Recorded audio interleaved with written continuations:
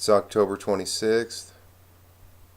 Uh, I had a friend spontaneously combust right in front of me today. No, my friend Scorpio David came by to see me at the coffee shop I hang out at. It's been a while. It's probably been 3 months, 4 months since I saw him last. And got to wish him a happy birthday face to face, which was cool. Got to have a good talk, and it got me thinking. We've entered Scorpio, and oftentimes death is a topic that comes up, the afterlife, and what it inspires is a larger view, a bigger picture. And I thought it might be good to talk about experiences I've had that felt like I was dying, and how those changed my view of myself, and as a result, a view of the world. And I've found when I observe myself differently and experience myself differently and the world differently, my stance and posture towards the world changes somewhat, grows a little bit. I remember after a series of events that were small deaths or near-death experiences for me, I realized my face and my body structure changed dramatically. I started processing body fat much more readily. My muscle structure increased. It was affirmative from an observing point of view. It seemed like I had regained health.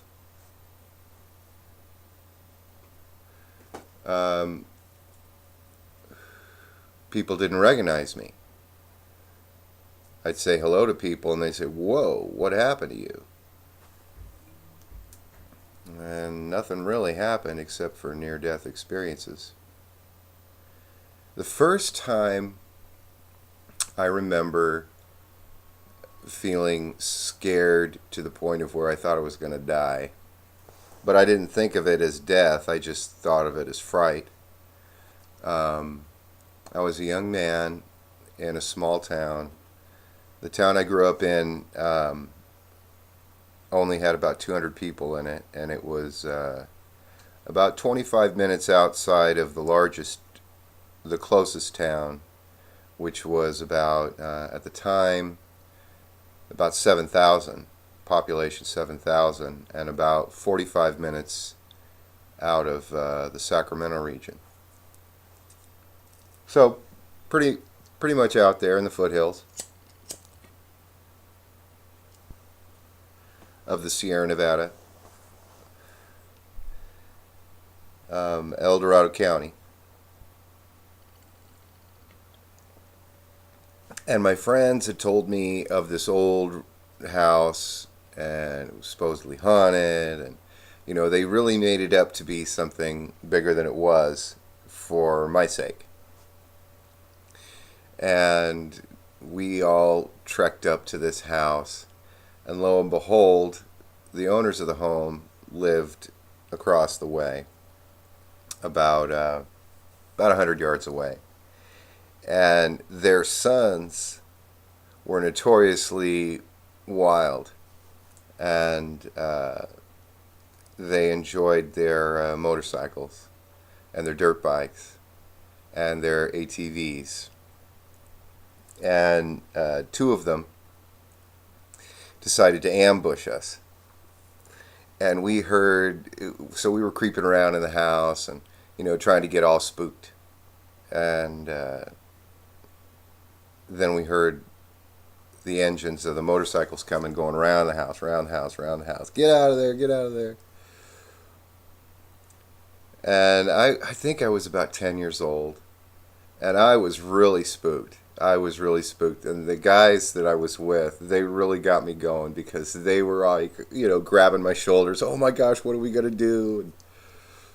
And so they decided to bolt out. I think it was a window, and we bolted out a window. We all went out a window, and they came around the house, and we stretched our bodies, our young bodies through the fence, the wire fence, and they went around the fence and down the road, and so we're running down the road, and I was just running as fast as I could down this hill, this gravel road hill, and I slipped, and I was like, oh my God, and I went forward like this, and I rolled 3 times, jumped right up, and kept running.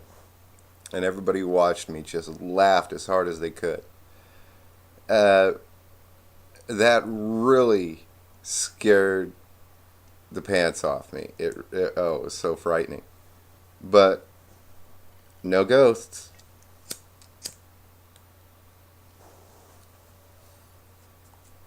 The next time I remember I was really frightened was at the swimming hole up there with it's about a 35-foot drop into the pool, and the pool is an old mine. There's a lot of mines up here, and I'm standing on the edge, and you got to jump far enough out because there's a ledge just under the water, about 2 feet under the water. So you have to make sure you jump, a good 4 or 5 feet out. You've really got to, but you can't, run and jump. You have to climb down this area and then leap. And I did it, but I don't want to jump off any high areas anymore. Not to this day. I was fine, but yeah, that was pretty frightening.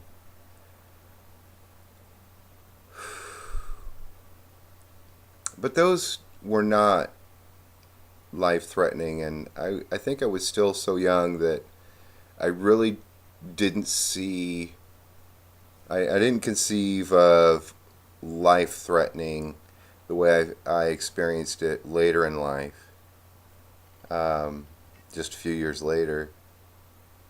I've had a couple of surgeries, and the doctors tell you, there is a certain amount of risk when you go under anesthesia. And before the surgery, my first surgery, I had a serious back injury, and I woke up paralyzed. I couldn't feel my legs. I couldn't move my legs. My low back was an incredible pain, the kind of pain I'd never felt before. And I remember I called my mother to the door, trying to yell for her, but I couldn't yell because it caused so much pain to tighten my diaphragm. And she said, well, I'm not going to pay for the ambulance. Do you still want me to call?